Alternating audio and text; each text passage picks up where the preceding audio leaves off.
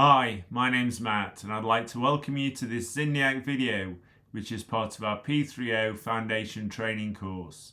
In this video we're going to be looking at the purpose of the P3O, which is to provide universally applicable guidance to enable individuals and organisations to successfully establish, develop and maintain appropriate support structures that will facilitate informing senior management's decision making on prioritisation, dependencies, risk management and deployment of resources across the organisation so they can successfully deliver their business objectives, that being portfolio management. And this course does align very closely with the MOP Management of Portfolio training course.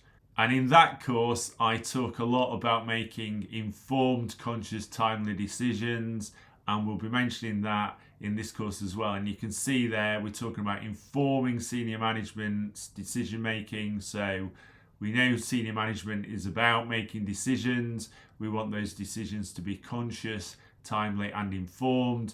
The P3O is very much there to provide the information in a timely fashion so that senior management can make decisions based on the best available information at that time. And they can also help ensure that the people making decisions are the people with the authority to make those decisions, which is another key aspect of decision making.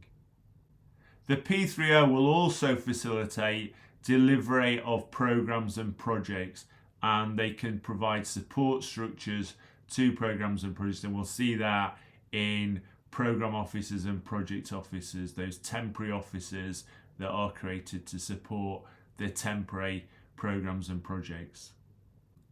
And although delivering programs and projects to time, cost, quality constraints is important, ultimately we don't undertake programs and projects in order to do that. We undertake them to deliver outcomes of benefits and help achieve strategic organisational objectives. So the P3O can very much help with the identification and realisation of those outcomes and benefits. The P3O guidance itself and this course answers the following questions. What is a P3O? Why have a P3O? How should we design a P3O? What functions and services can and should be offered?